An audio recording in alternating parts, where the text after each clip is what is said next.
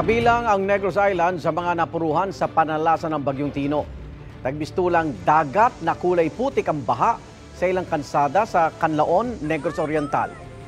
Pati napakalaking truck, hinanod at tumagilid dahil sa ragasa ng tubig. Natumba naman ang ilang motorsiklo. Sa isang video makita na na-recover ng mga rescuer at residente ang katawan ng isang tao mula po sa baha. Sa barangay Panubigan, itinatawid din sa baha ang mga kabaong ng ilang pinaglalamayan doon. Sa pinakuling tala ng NDRMC, 3 ang nasawi sa Negros Island, 7 ang sugatan at 7 pa ang nawawala. Bukod sa mahigit 100,000 residente na nasalanta ng bagyo, apektado rin ang maraming hayop.